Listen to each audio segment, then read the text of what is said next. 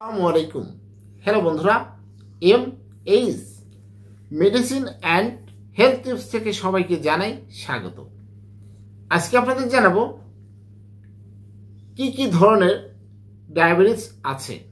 আমাদের কিন্তু এটি জানা প্রয়োজন। চলুন জানা যাক। ডায়াবেটিস বিভিন্ন ধরনের।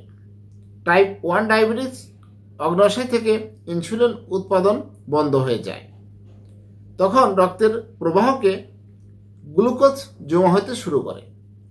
বিজ্ঞানীরা এখনও বের করতে পারেননি কি কারণে এমনটা হয়, তবে তারা বিশ্বাস করেন যে এর পিছনে জিনগত কারণ থাকতে পারে, অথবা অগ্ন্যাশয়ে ভাইরাসজনিত সংক্রমণের কারণে ইনসুলিন উৎপাদনকারী কোষগুলো নষ্ট হয়ে গেলেও এমন হতে পারে। যাদের ডায়াবেটিস আছে তাদের 10% এই টাইপ 1 বা টাইপ 1-এ আক্রান্ত। অন্যটি টাইপ 2 ডায়াবেটিস। এই ধরনের ডায়াবেটিসের যারা আক্রান্ত তাদের অগ্ন্যাশয়ে যথেষ্ট ইনসুলিন উৎপন্ন হয় না, অথবা এই হরমোনটি ঠিকমতো কাজ করে না। সাধারণত মধ্যবয়সী বা বৃদ্ধ ব্যক্তিরা টাইপ 2 ধরনের ডায়াবেটিস আক্রান্ত হয়ে থাকেন। বয়স কম হওয়া সত্ত্বেও যাদের ওজন বেশি এবং যাদেরকে বেশিরভাগ সময় বসে কাজ করতে হয়, তাদের এই ধরনের ডায়াবেটিসের সম্ভাবনা বা ডায়াবেটিস হওয়ার সম্ভাবনা থাকে। বিশেষ করে কিছু এলাকায় লোকেরা এই ডায়াবেটিসের ঝুঁকিতে রয়েছে। তার মধ্যে রয়েছে দক্ষিণ এশিয়া। সন্তান সম্ভাবনা হলে পরেও অনেক নারীর ডায়াবেটিস হতে পারে। দেহ থেকে যখন নিজের এবং সন্তানের জন্য প্রয়োজনীয় ইনসুলিন যথেষ্ট পরিমাণে তৈরি হতে না পারে, তখনই তাদের ডায়াবেটিস হতে পারে।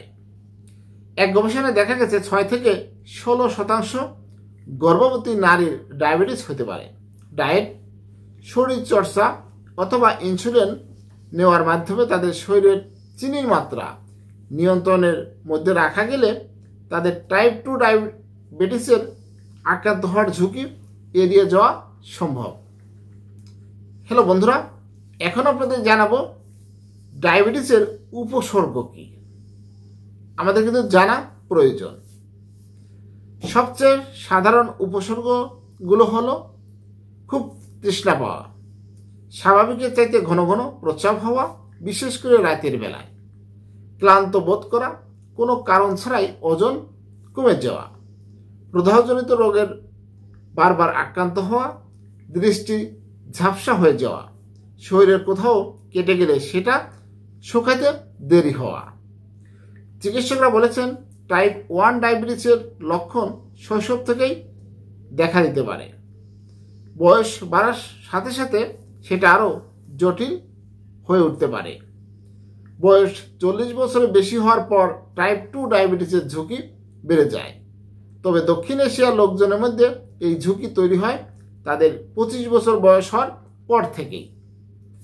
যাদের পিতামাতা ভাই বোনের ডায়াবেটিস রয়েছে, অথবা যাদের অতিরিক্ত ওজন, দক্ষিণ এশিয়ার কোনো দেশের মানুষ, আফ্রো ক্যারিবিয়ান অথবা কৃষ্ণাঙ্গ আফ্রিকান, তাদেরও এই ঝুঁকি বেশি থাকে। ডায়াবেটিস কি প্রতিরোধ করা সম্ভব? এটি কিন্তু আমাদের জানা প্রয়োজন।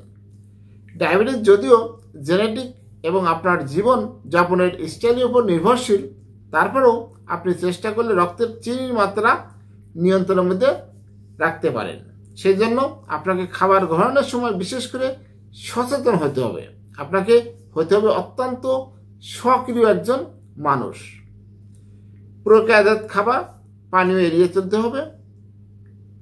বিভিন্ন ধরনের সাদা আটার রুটির পরিবর্তে খেতে হবে ভুসিওয়ালা আটার রুটি। এটাই প্রথম ধাপ। এড়িয়ে চলতে হবে white pasta, pastry, Fiji drinks, চিনি জাতীয় পানীয়, মিষ্টি। আর স্বাস্থ্যকর খাবারের মধ্যে রয়েছে আপনার শাকসবজি, ফল, বিনস, মোটা দানা খাদ্যশস্য। স্বাস্থ্যকর তেল, বাদাম খাওয়া ভালো। ওমেগা 3 তেল আছে যেসব মাছে, সেগুলো বেশি খেতে হবে, যেমন সার্ডিন, স্যামন এবং ম্যাকেরেল। একবেলা পেট ভরে না খেয়ে পরিমাণে অল্প অল্প করে বিরতি নিয়ে খেতে পারেন। শরীরচর্চা বা ব্যায়াম করার মাধ্যমে রক্তের চিনির মাত্রা কমিয়ে রাখা সম্ভব। চিকিৎসকরা বলেছেন প্রতি সপ্তাহে 2.5 ঘন্টার মধ্যে ব্যায়াম করা দরকার। এর মধ্যে দ্রুত হাঁটা এবং সিঁড়ি বেয়ে উপরে ওঠা এরকম রয়েছে। ওজন কম রাখলেও চিনির মাত্রা নিয়ন্ত্রণ রাখা যায়। যদি ওজন কমাতে হয় তাহলে সেটা ধীরে ধীরে করতে হবে। সপ্তাহে আধা কেজি থেকে 1 কেজি পর্যন্ত। ধূমপান পরিহার করা প্রয়োজন।